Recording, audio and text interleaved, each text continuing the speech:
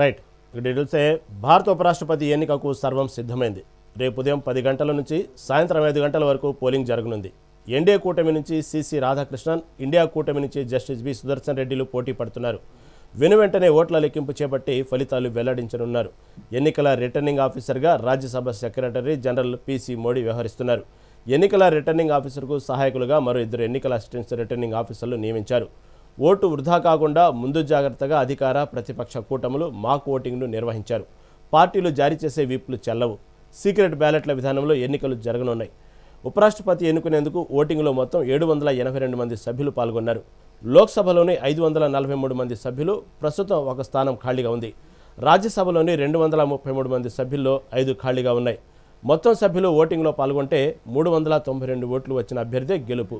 చెల్లుబాటైన ఓట్లలో సగానికంటే 1 vote అధికంగా వచ్చిన అభ్యర్థిదే గెలుపుగా పరిగణిస్తారు. తమ ఎంపీలు ఓట్లు సక్రమంగా వేసేందుకు వీలు కల్పిస్తూ 2 కూటములు ప్రత్యేక కార్యక్రమాలు ఏర్పాటు చేశాయి. బీజేపీ ఎంపీలకు ఆ పార్టీ అధినాయకత్వం తలపెట్టిన 2 రోజుల వర్క్షాపు ఆదివారం ఢిల్లీలో జరిగింది. ప్రధాని మోదీ దీనికి హాజరయ్యారు. సోమవారం ఎన్డీఏ ఎంపీలతో కలిసికట్టుగా వ్యూహరచన చేయాలని బీజేపీ అగ్రనేతలు నిర్ణయించారు. ఇక విపక్ష ఎంపీలకు కాంగ్రెస్ సోమవారం మధ్యాహ్నం సంవిధాన్ సదన్ సెంట్రల్ హాల్లో మాక్ పోల్ నిర్వహించనుంది. ఓటు ఎలా వేయాలో వివరిస్తుంది.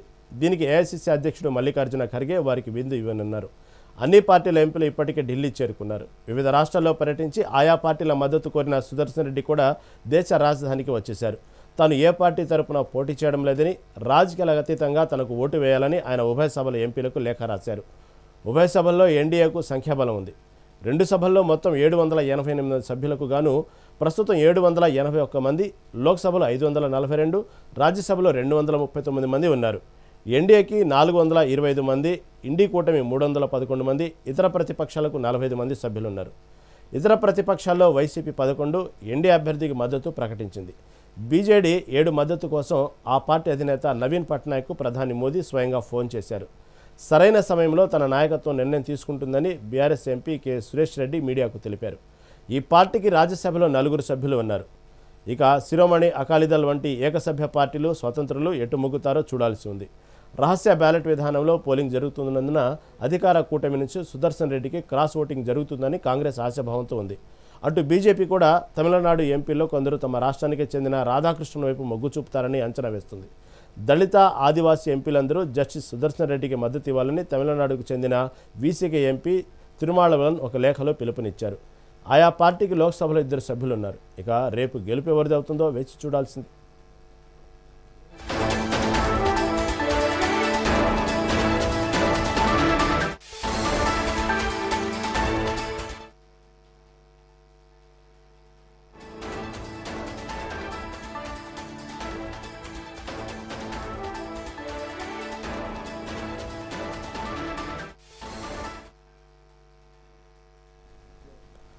భారత ఉపరాష్ట్రపతి ఎన్నికకు సర్వం సిద్ధమైంది. రేపు ఉదయం 10 గంటల నుంచి సాయంత్రం 5 గంటల వరకు పోలింగ్ జరగనుంది.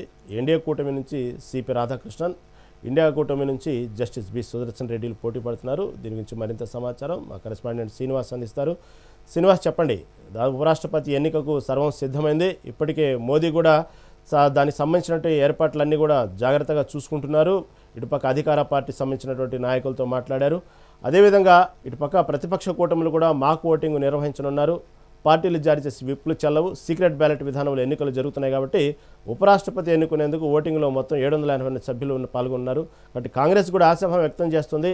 ఇది సీక్రెట్ ఓటింగ్ కాబట్టి దీని గురించి తాజా సమాచారం ఏంటి?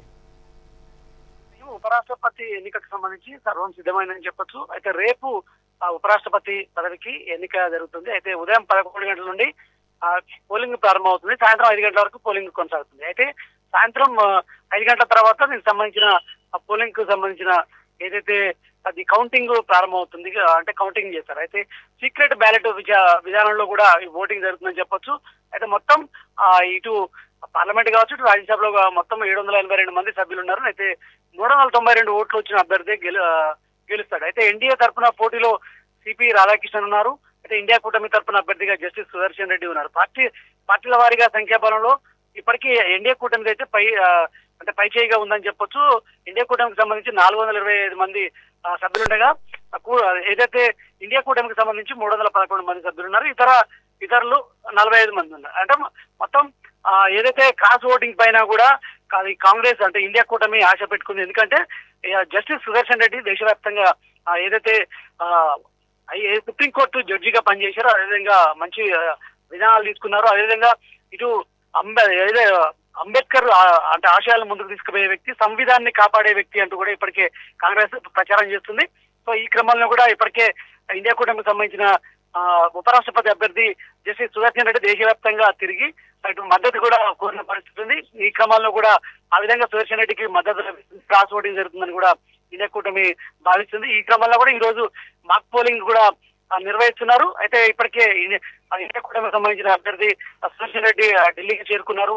ఏఐసిసి అధ్యక్షుడు మల్లికార్జున ఖర్గే ఆధ్వర్యంలో కూడా ఈ మాక్ పోలింగ్ జరుగుతుందని చెప్పాలి. ఇటు ప్రధాని మోడీ కూడా సంబంధించి ఇతర రాష్ట్రాలకు సంబంధించిన నేతలు కూడా మద్దతు కూడా కొట్టేందుకు కూడా మోడీ కూడా ప్రయత్నం చేస్తున్నారు. సో ఈ క్రమంలో కూడా పోటాపోటీన ప్రచారాలు అదేవిధంగా మద్దతు కోసం ఇటు ఎన్డీఏ కూటమి కావచ్చు, ఇండియా కూటమి ప్రయత్నం చేస్తుంది. సో మొత్తంగా ఉత్కంఠభరితంగా అయితే ఈ ఉపరాష్ట్రపతి ఎన్నిక జరుగుతుందని కూడా చెప్పొచ్చు. ఎందుకంటే క్రాస్ ఓటింగ్ జరిగితే ఖచ్చితంగా మేము గెలుస్తామంటూ కూడా ఇటు ఇండియా కూటమి భావిస్తున్న నేపథ్యంలో కూడా తమకు సంఖ్యాబలం ఉంది, ఖచ్చితంగా మేము గెలుస్తామని కూడా ఇండియా కూటమి భావిస్తుంది. ఈ క్రమంలో కూడా ఎందుకంటే విప్పు ఉపరాష్ట్రపతి అది ఎన్నికకు సంబంధించి ఆ విప్పు జారీ చేసే అవకాశం లేకపోవడంతో కూడా ఆ ఓటు ఎవరికైనా వేసే హక్కు ఉంటుంది కాబట్టి దాని మీదనే ఇప్పుడు ఇండియా కూటమి ఆశలు పెట్టుకున్న నేపథ్యంలో కూడా ఖచ్చితంగా గెలిచి తీర్తామంటూ కూడా ఇప్పటికే చెప్తున్న పరిస్థితి కనిపిస్తుంది. చూడాలి రేపు ఉపరాష్ట్రపతి ఎన్నికల్లో ఇండియా కూటమి అభ్యర్థి రాధాకృష్ణన్ గెలుస్తారా, ఇండియా కూటమి అభ్యర్థికి సంబంధించి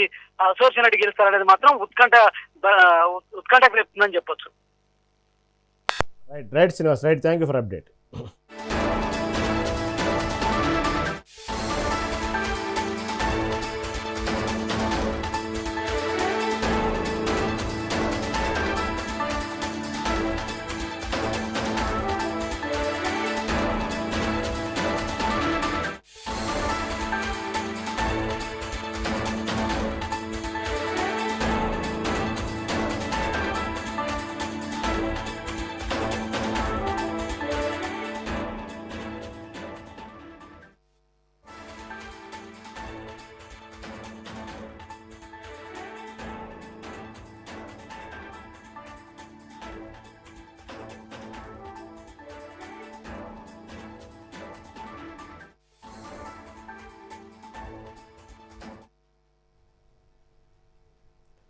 భారత ఉపరాష్ట్రపతి ఎన్నికకు సర్వం సిద్ధమైంది. రేపు ఉదయం 10 గంటల నుంచి సాయంత్రం 5 గంటల వరకు పోలింగ్ జరగనుంది. ఎన్డీఏ కూటమి నుంచి సిపి రాధాకృష్ణన్, ఇండియా కూటమి నుంచి జస్టిస్ బి సుదర్శన్ రెడ్డి పోటీ పడుతున్నారు. దీని నుంచి మరింత సమాచారం మా ప్రతినిధి వెంకటరెడ్డి అందిస్తారు. వెంకటరెడ్డి, చెప్పండి, ఎంతో ప్రతిష్టాత్మకంగా ఉపరాష్ట్రపతి ఎన్నికలు రేపు జరగనున్నాయి. సహజంగా ఇండియా కూటమి నుంచి ఎటువంటి పోటీ ఉండదని ఆశాభావం వ్యక్తం చేసింది బీజేపీ పార్టీ. ఎట్టకేలకు సుదర్శన్ రెడ్డిని పోటీలో దింపింది. కానీ సుదర్శన్ రెడ్డి మాత్రం నేను ఏ పార్టీకి చెందిన వ్యక్తి కాదు అంటూ చెప్తున్నారు. మళ్ళీ రేపు పోటీ ఎన్నికల సమయంలో కూడా ఇది చాలా సీక్రెట్ ఓటింగ్ కాబట్టి కొంత క్రాస్ ఓటింగ్ కూడా జరగవచ్చినట్టు అనుమానాలు ఉన్నాయి. దీని గురించి తాజా అప్డేట్ ఏంటి? Good morning Rahim. ఇక లోక్సభ రాజ్యసభలో ఏ కూటమికి బలం ఎక్కువగా ఉందో నిరూపించుకునే దిశగా ఇక ఈ సమరం అయితే ఉండబోతున్నట్టు విశ్లేషకులు అయితే భావిస్తున్నారు. ఇక రెండు కూటముల బలాబలాలు చర్చ జరుగుతుంది. భారత ఉపరాష్ట్రపతి ఎన్నికకు సంబంధించి రేపు ఉదయం 10 గంటల నుంచి సాయంత్రం 5 గంటల వరకు భారత పార్లమెంట్ లో ఎలక్టోరల్ కాలేజీలో మొత్తం 782 మంది సభ్యులు ఓట్లు వేయనున్నారు. ఎన్నికల్లో గెలుపు సాధించాలంటే 392 మంది అభ్యర్థుల ఓట్లు అయితే అవసరం ఉంది. సంఖ్యాపరంగా చూస్తే ఎన్డీఏకు ఎక్కువ ఉన్నప్పటికీ కూడా కాంగ్రెస్ పార్టీ పోటీలో అయితే తెలుగు రాష్ట్రాలకు సంబంధించినటువంటి జస్టిస్ సుదర్శన్ రెడ్డి అభ్యర్థిగా నియమించిందని చెప్పొచ్చు. ఇక ఎన్డీఏ కూటమి నుంచి తమిళనాడుకు చెందినటువంటి సిపి రాధాకృష్ణన్ ఉపరాష్ట్రపతి అభ్యర్థిగా బరిలో ఉన్నారు. బీజేపీకి లోక్సభ రాజ్యసభలో ఉన్న బలంతో పాటు మిత్రపక్షాల మద్దతు మొత్తం కలిపి కూడా 425 మంది సభ్యుల సంఖ్యాబలం అయితే ఉంది. ఇక ఇండియా కూటమి నుంచి తెలుగు రాష్ట్రాలకు సంబంధించినటువంటి సుదర్శన్ రెడ్డి అభ్యర్థిగా ఉన్నప్పటికీ ప్రతిపక్ష కూటమైనటువంటి ఇండియా కూటమికి మొత్తం కలిపి కూడా 311 మంది సభ్యుల బలం మాత్రమే ఉంది. అయితే సంఖ్యాబలం స్పష్టంగా ఎన్డీఏ వైపు ఉన్నప్పటికీ కూడా ఇండియా కూటమి మాత్రం ఈ పోటీ నుంచి వెనకైతే తగ్గలేదు. దీని వెనుక బలమైన వ్యూహం ఉందని చెప్పైతే విశ్లేషకులు భావిస్తున్నారు. ఈ ఎన్నికలు ప్రతిపక్షాల ఐక్యతను చాటి చెప్పడంతో పాటు పార్లమెంట్ లో తమ బలాన్ని మరొకసారి ప్రదర్శించుకోవడానికి ఒక అవకాశంగా కూడా రెండు ప్రధాన రాజకీయ పార్టీ నుంచి భావిస్తున్నాయి. ఇక రాష్ట్ర బ్యాలెట్ విధానం ఉంది కాబట్టి అధికార కూటమిలోని అసంతృప్తి సభ్యుల నుంచి కూడా అనేక క్రాస్ ఓటింగ్ జరుగుతుందని చెప్పి కాంగ్రెస్ అయితే ఆశలైతే పెట్టుకున్న పరిస్థితి. ఇక ఉపరాష్ట్రపతి ఎన్నికలకు సంబంధించి రాష్ట్ర బ్యాలెట్ ద్వారా ఎన్నికల నిర్వహణ కొనసాగింది. సభ్యులు తమకు నచ్చిన అభ్యర్థికైతే ఓటేసే అవకాశం ఉంది కాబట్టి ఏ సభ్యుడు ఎవరికి ఓటేశారో తెలుసుకునే అవకాశం ఉండదు. ఈ ఎన్నికల్లో ఓటేసే అధికారం కేవలం పార్లమెంట్ సభ్యులకు మాత్రమే ఉంటుంది. సాయంత్రం 5 గంటల తర్వాత పోలింగ్ ముగిసిన వెంటనే 6 గంటల లోపు ఎన్నికలకు సంబంధించినటువంటి ఫలితాలు కూడా వచ్చే అవకాశాలు ఉన్నాయి. అన్ని సమీకరణాలు, సంఖ్యాబలం, రాజకీయ వ్యూహాలను పరిశీలిస్తే కనుక ఎన్డీఏ కూటమి అభ్యర్థి 427 ఓట్లతో గెలుపొంద ఆశాభావం అయితే బీజేపీ వ్యక్తం చేస్తున్న నేపథ్యం ఉంది. ఇక దాదాపు సిపి రాధాకృష్ణన్ గెలుస్తారని చెప్పి బీజేపీ నాయకులు ఓవైపు చెప్పుకుంటుంటే క్రాస్ ఓటింగ్ జరిగి ఖచ్చితంగా అద్భుతాలు క్రియేట్ అవుతాయి. కాంగ్రెస్ పార్టీ అభ్యర్థి జస్టిస్ సుదర్శన్ రెడ్డి గెలుపు కూడా ఖాయమంటూ కాంగ్రెస్ నేతలు చెప్తున్నాయి.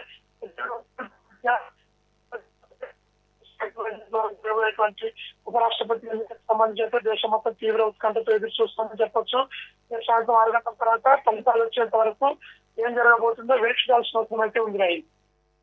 అంటే వెంకటరెడ్డి, ఇక్కడ చూసుకుంటే ఎలా అయితే ఇండియా కూటమి క్రాస్ ఓటింగ్ జరిగిద్ది, ఇది సీక్రెట్ ఓటింగ్ బ్యాలెట్ విధానం కాబట్టి ఇండియా కూటమి కొంత ఆశ వ్యక్తం చేస్తుంది. క్రాస్ ఓటింగ్ జరిగిద్ది కాబట్టి అవకాశం ఉంది మాకు అనేటువంటి. అదేవిధంగా ఇక్కడ బీజేపీ పార్టీ కూడా ఇక్కడ ప్రధాన అంశం, రాధాకృష్ణన్ తమిళనాడుకు చెందిన వ్యక్తి కాబట్టి తమిళనాడు ఎంపీ చెందినటువంటి వారు స్థానిక దీని ప్రాతిపదికన క్రాస్ ఓటింగ్ జరగవచ్చని ఇటుపక్క బీజేపీ భావిస్తుంది. అటువంటి అవకాశం లేకపోలేదంటారు. అయితే బీజేపీ మొదటగా కాంగ్రెస్ పార్టీకి ఓట్ బ్యాంక్ తక్కువగా ఉంది కాబట్టి పోటీలో ఉండరని అనుకున్నారు. అయినప్పటికీ కూడా తెలుగు రాష్ట్రాల నుంచి మంచి పేరున్నటువంటి జస్టిస్ సుదర్శన్ రెడ్డిని ఇండియా కూటమి అభ్యర్థిగా నిలబెట్టడమే కాకుండా బీజేపీలో ఉన్నటువంటి క్రాస్ ఓటింగ్ ఖచ్చితంగా తమకు కలిసి వస్తుందని చెప్పి ఆశాభావంతో అయితే ఉన్నారు. ఈ నేపథ్యంలో ఇక పోటీ ఉన్నటువంటి బీజేపీ కాంగ్రెస్ పార్టీ అభ్యర్థి సుదర్శన్ రెడ్డికి కూడా మంచి పేరు ఉండడంతో ఖచ్చితంగా పోటీ నెలకొంటుంది. బీజేపీలో ఉన్నటువంటి అసంతృప్తి ఎమ్మెల్యేలు బీజేపీ ఎన్డీఏ కూటమిలో ఉన్నటువంటి విపక్షాలకు సంబంధించినటువంటి 40 మంది వరకు పాల్గొనకపోవచ్చు అనే నేపథ్యం కూడా కొనసాగుతోంది. మరొక వైపు 782 మందిలో కొంత 40 నుంచి అయినా లేదా తక్కువ మంది ఓటింగ్ లో పాల్గొన్నా కూడా కాంగ్రెస్ అభ్యర్థి జస్టిస్ సుదర్శన్ రెడ్డి ఉపరాష్ట్రపతిగా గెలుపుతున్నారు.